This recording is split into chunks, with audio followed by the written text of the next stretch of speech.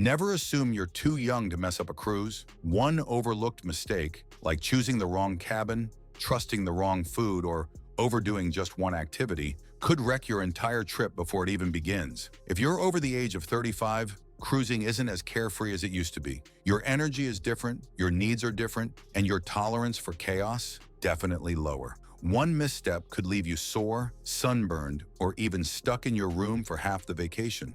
Ready to avoid disaster? Here's the truth. Cruises are fun, but once you pass 35, there are hidden challenges most people never talk about. Maybe you're not looking to party all night or chase buffet lines anymore. Maybe you're more about enjoying the view without dealing with screaming toddlers or waiting in endless lines. The good news? You can cruise smarter and way more comfortably with just a few easy tweaks. In this video, I'm breaking down 13 essential cruise tips specifically for travelers over 35. From embarcation mistakes that can leave you drained before you even set sail, to the onboard booking traps that quietly suck money out of your pocket. We're diving deep into everything seasoned passengers wish they'd known sooner. You'll also learn why some dining spots feel like heaven, while others feel like chaos, the hidden adult-only zones no one tells you about, and even a cabin location hack that could save your sleep all week long. These aren't just random tips. They're the kind of insider advice that crew members won't openly share and rookie passengers never see coming.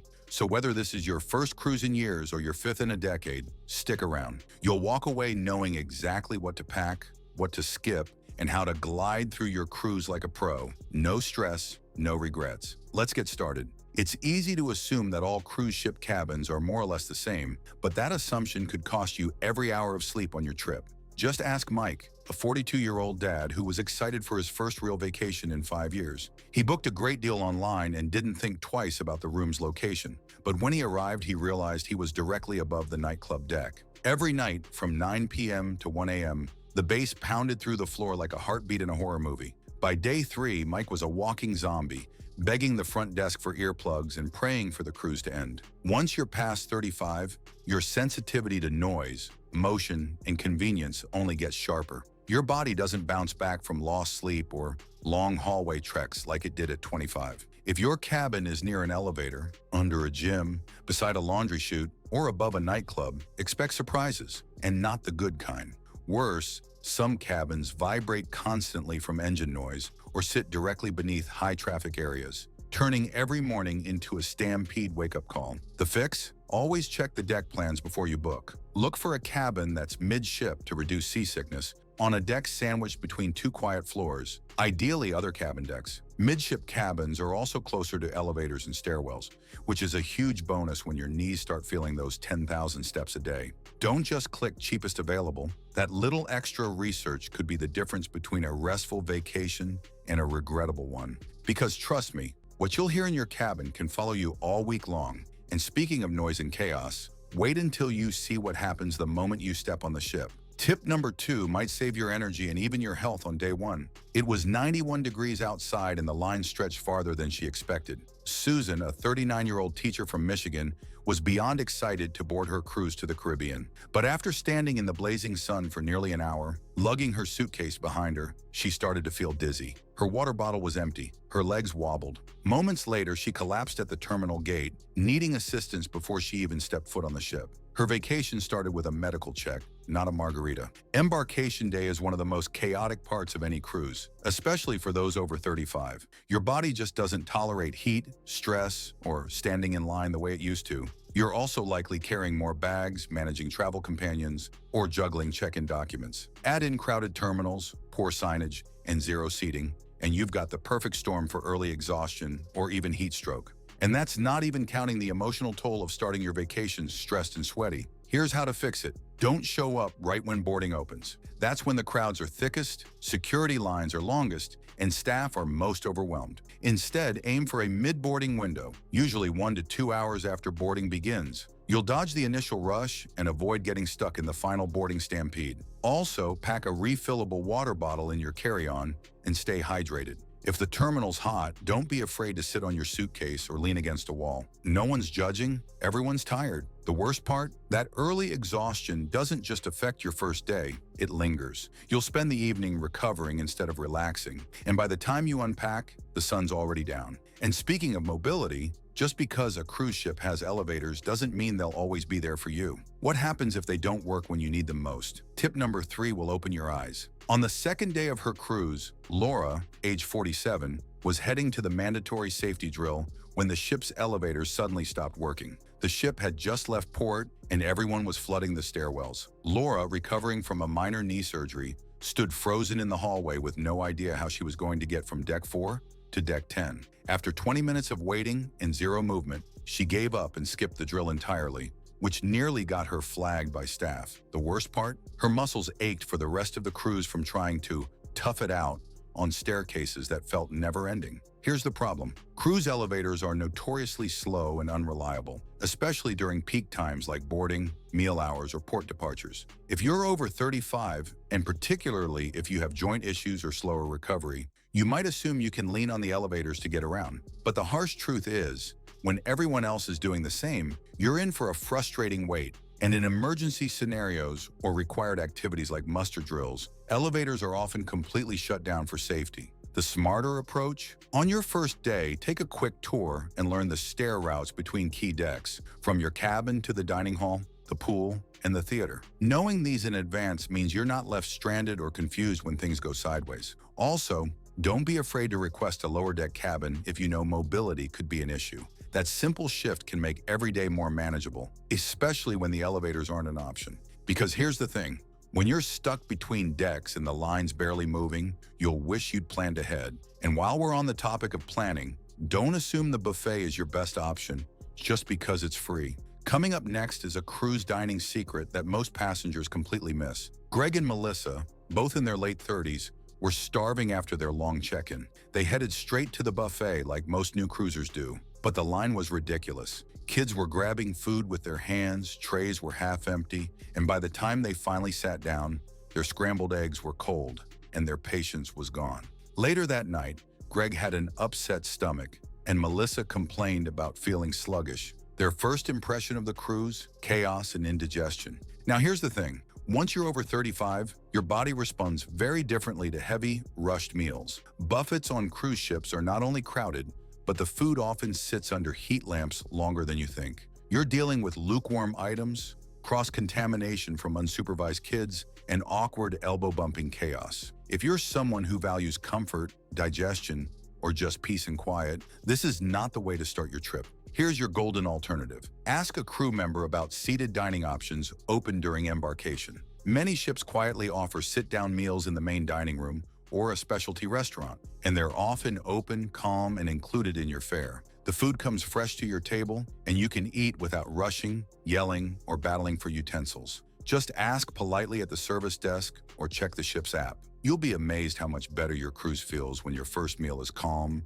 warm, and stress-free. Plus, skipping the buffet isn't just about convenience. It's about setting the tone for your entire trip. Because when you feel relaxed and well-fed on day one, everything else flows better. And speaking of feeling better, there's one tiny item you can pack that makes a huge difference in your comfort every single night. Coming up next, tip number 5 might save you from headaches, sweat, and sleepless nights. James, 38, thought he was being smart by booking an interior cabin to save money. But by the second night, he was drenched in sweat, tossing and turning at 3 a.m. His room felt like a sauna. There was barely any air movement, and the central AC, weak at best. He tried calling guest services, but all they could offer was a box of tissues and a weak apology. He ended up spending half the cruise napping during the day because he couldn't sleep at night, and missed 3 poolside events he had been looking forward to for months. If you're over 35, your body temperature regulation isn't what it used to be. You might not even realize how sensitive you are to stuffy air or slight humidity until you're stuck in a windowless room with zero airflow. Most cruise cabins don't let you adjust the thermostat much, and even with it set to the coolest level, it can still feel warm and heavy inside, especially after showers or during humid nights at sea. The solution is simple but powerful. Pack a small portable fan or wearable cooling device. A battery-powered neck fan, mini USB desk fan, or even a cooling towel can drastically improve your cabin comfort. These devices don't take up much space in your luggage, and they can transform how well you sleep, which affects your energy, mood, and digestion the next day. Some frequent cruisers even swear by magnetic vent fans that redirect airflow right onto your bed. Because sleep isn't a luxury on a cruise, it's your recharge station. And the cooler and fresher your room feels, the more ready you'll be to enjoy every moment outside of it. And speaking of readiness, the next tip might surprise you. It's about something so small, most people forget it until it ruins their photos, their walking, and even their shore excursions. Stephanie, 41, was all smiles when she stepped off the ship in Cozumel wearing her favorite wedge sandals. Within 10 minutes, she slipped on the uneven pavement near the port market and twisted her ankle so badly that she had to be wheeled back to the ship. The rest of her cruise was spent icing her foot and watching everyone else head out on excursions she had paid for months ago. One pair of shoes ended up costing her over $600 in wasted activities, not to mention the embarrassment of hobbling around in a wheelchair on formal night. Once you pass 35, your balance, recovery time, and foot support needs start to change, whether you like it or not. You may still look like you can wear those cute but flimsy shoes all day, but your ankles, knees, and lower back might not agree. And on cruise ships, you're constantly walking, from one end of the ship to the other, up and down stairs, across swaying decks, and through cobblestone streets during excursions. Wearing the wrong footwear even once can leave you sore, blistered, or worse, injured and stuck. The smart move? Pack at least 2 pairs of comfortable, supportive shoes and wear the sturdiest ones on port days. Think cushioned sneakers, walking sandals with proper arch support, or even stylish loafers with shock-absorbing soles. Save the fancy shoes for short dinners or events where you won't be standing long. If you want to look dressy, there are elegant options that still protect your joints. And whatever you do, leave the dollar store flip-flops and slippery slides at home, unless you're just headed to the pool, because one painful step can change your entire cruise. And while we're talking about what goes into your body and onto your feet, let's move on to something you sip without thinking, until it leaves you dizzy, dehydrated, and maybe even in the ship's medical bay. Tip number 7 reveals the one popular drink that becomes a serious risk after 35. Derek was 37, freshly divorced, and ready to treat himself on a week-long cruise through the Bahamas. On day 2, he hit the pool bar early, pina colada in hand by 10 a.m.,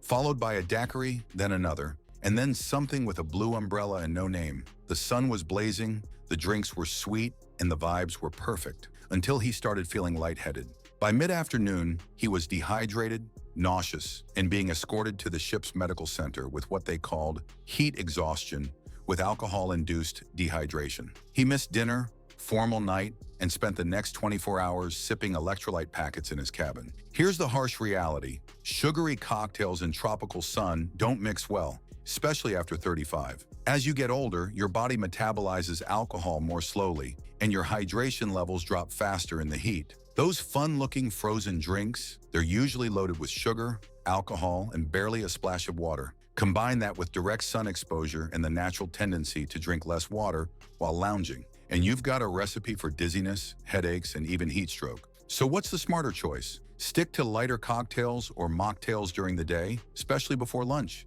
Try spritzers, wine with soda water, or ask the bartender for a low-proof version of your favorite drink. Coconut water-based mocktails are great too, hydrating and refreshing, and always chase every alcoholic drink with a full glass of water. You'll stay clearer, safer, and still enjoy the vacation without crashing mid-afternoon, because nothing ruins a night of dancing or a day at port like being too sick to leave your room. And now that we've covered what to avoid in your glass, let's talk about something much quieter. A secret area on most cruise ships that's perfect for adults, totally peaceful and often completely overlooked. Tip number 8 is where the real relaxation begins. Sandra, 44, had been dreaming about this cruise for over a year. Her kids were with their grandparents, and this was finally her time to unwind. But as she walked toward the main pool deck, she was hit with a wall of sound. Screaming kids cannonballing into the water, blaring music, and an MC running a belly flop contest at full volume. She tried to relax on a lounger, but between the sticky floors,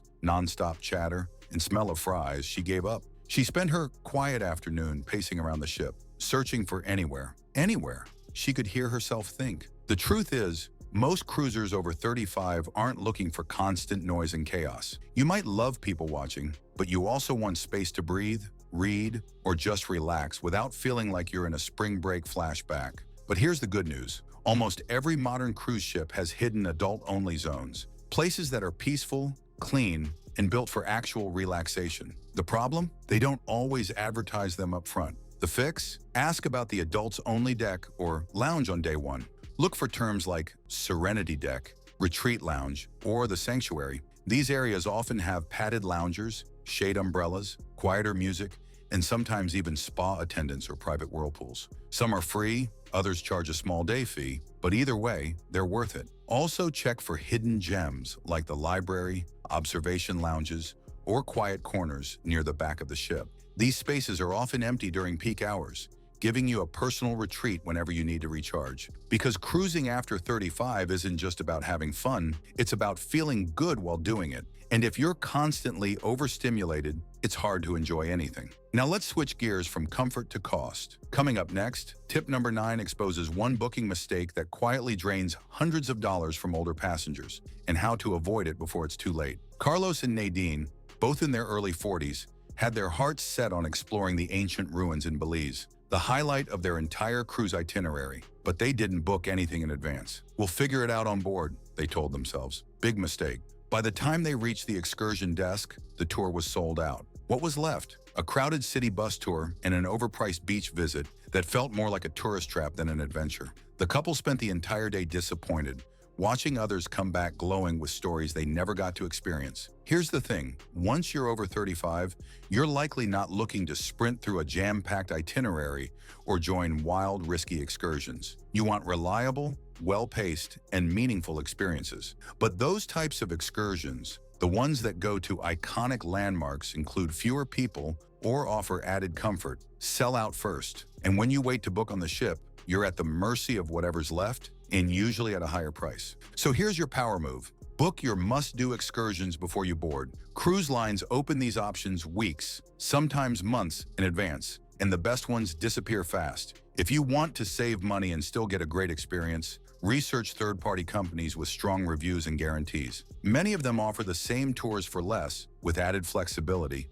Just make sure they offer return-to-ship guarantees to protect your schedule. Because missing out on a once-in-a-lifetime moment stings way more at 40 than it did at 20. You've invested time, money, and energy to be there, so make every day count. And speaking of counting, the next tip might be the most underrated comfort upgrade on the entire ship. Tip number 10 reveals a tiny request that could completely change how well you sleep on board. Monica, age 46, booked a balcony cabin, packed smart, and even pre-ordered her excursions. But by the second night, she was waking up with neck pain and tension headaches. She tried stacking towels under her pillow and even rolled up her sweatshirt for more support. Nothing worked. When she finally mentioned it to her cabin steward, he casually asked, "Did you want a pillow from the menu?" Pillow menu? No one had ever told her such a thing existed, and by the time she asked, all the good ones were already claimed. Here's the reality. As you age, your body becomes more sensitive to how and where you sleep. Cruise ship pillows, unless upgraded, are often flat, overused, or synthetic-filled slabs that don't offer the neck support most people over 35 need. And since sleep quality directly affects your mood, digestion, and energy, getting it wrong for a week straight can seriously drag your vacation down. Neck stiffness turns into back pain, and restless nights turn into cranky mornings. The fix? Ask about the pillow menu or specialty pillow options the moment you board. Some cruise lines offer memory foam, orthopedic, hypoallergenic, or even cooling pillows, but only by request and in limited supply. If you're especially picky, consider packing a compact travel pillow with neck support. You wouldn't settle for a lumpy hotel mattress back home, so don't suffer silently just because you're at sea. Because when you wake up well-rested, every part of the day feels better. You move easier, think clearer, and actually enjoy the excursions and shows you paid for. And while we're on the topic of sneaky things no one tells you, tip number 11 pulls back the curtain on the biggest money trap on board, the kind that disguises itself as a limited-time deal, but quietly drains your wallet if you're not paying attention. Lena, 39, was flipping through the cruise newsletter when a bold headline caught her eye. Today only, 40% off luxury spa packages. She rushed down to the spa desk and booked a deep tissue massage, figuring she'd scored a deal. But what she didn't realize was that the 40% off was based on an inflated price that no one ever actually pays. After gratuity, an add-on fee for aromatherapy, and a port day premium, she ended up spending over $230 for a massage that barely lasted 45 minutes and left her more frustrated than relaxed. Here's what cruise lines don't tell you. Most of their limited-time deals are carefully designed upsells. Once you're on board, you're inside a controlled economy, and they know how to play on urgency and FOMO. Whether it's spa treatments, jewelry sales, specialty dining, or drink packages, those daily flyers and flashy signs are rarely the best value. The deals are often recurring, marked up, or bundled with fine print that cancels out the savings. So how do you protect yourself? Don't book anything expensive on impulse. Instead, take a photo of the offer and compare it later, online, in the cruise app, or with fellow passengers. Want a spa treatment? Wait until mid-cruise or port days when the ship is quieter. Prices often drop naturally, and always ask for the total cost with tax and gratuity included before booking anything. Because onboard bargains often aren't what they seem, and once the receipt is signed, there's no refund. Up next, let's talk about something more skin deep, literally. Most passengers over 35 make this one sunscreen mistake that leaves them burned, blistered, and miserable by day 3. Tip number 12 will help you avoid it entirely. Raymond, 43, spent the morning lounging under a canopy on the upper deck. It was cloudy with a light breeze, so he figured he didn't need sunscreen just yet. "I'll put some on after lunch," he told his wife. But by dinner, his shoulders were glowing red, his face was tight and tender, and by bedtime, he was wincing every time he rolled over. He spent the next 2 days in long sleeves, avoiding the pool, and slathering aloe gel while everyone else enjoyed the sun. That cloudy morning, it cost him half the cruise. What most passengers over 35 don't realize is that your skin becomes more vulnerable to sun damage as you age, even if you've never had problems before. Natural collagen declines, your skin's moisture barrier weakens, and recovery time slows down. Add that to the harsh reflection of the sun off water and white cruise decks, and you've got a burn risk even on overcast days. You may not see it happening until it's too late, and then it peels, hurts, and sometimes even blisters. The fix is simple but crucial. Apply high SPF sunscreen first thing in the morning before you even step outside, and reapply every 2 hours. Don't just rely on one quick coat. Focus on high-risk areas like the back of your neck, shoulders, nose, ears, and tops of your feet, all the places that get hit hardest while lounging or walking. Use reef-safe, water-resistant formulas, and keep a travel-size bottle in your bag for easy touch-ups. Because a sunburn isn't just a red souvenir. It can ruin your sleep, limit your wardrobe, and make every outdoor activity miserable. And if you think physical pain is bad, wait until we talk about emotional burnout. That's right. Tip number 13 is all about your mental energy and how scheduling just one habit can protect your mood, peace, and sanity for the entire cruise. Emily, 45, was thrilled to be on her first cruise in years. Between the cocktail parties, group dinners, shows, and shore excursions, she barely had a moment to herself. By day 4, she felt overwhelmed, exhausted, and oddly disconnected. Even simple things like reading on the balcony or enjoying a quiet walk felt impossible. She realized she'd been so focused on socializing and checking off activities that she forgot to care for her own mental well-being. Here's the reality. After 35, your emotional and sensory tolerance changes. What used to feel fun and energizing might now drain you faster than you expect. The constant noise, bright lights, crowds, and packed schedules can lead to emotional burnout. The kind that sneaks up and leaves you feeling anxious, irritable, or just done halfway through the cruise. Without intentional breaks, you're at risk of turning a dream vacation into a stress marathon. The simple fix? Schedule at least 30 minutes of alone time every day. Block it off on your cruise planner or calendar if you have to. Use that time for quiet walks on the deck, reading in the library, meditating, or soaking in the spa. Whatever helps you reset mentally. This isn't just indulgence. It's a vital practice that lets your mind recover and recharge, helping you stay present and enjoy every experience. Because when you protect your mental energy, the entire cruise feels more joyful, relaxed, and fulfilling. And if you want to keep your cruises safe and scam-free, don't miss the next video I've linked right here. It's packed with insider secrets no one else shares. Thanks so much for watching. I'd love to hear from you. What's your biggest cruise challenge after 35? Drop your story in the comments below. If you made it all the way through, type "smooth sailing" in the comments. I'd love to hear from you. Don't forget to hit like and subscribe so you never miss another tip that can save your vacation. Until next time, have a fantastic and stress-free cruise.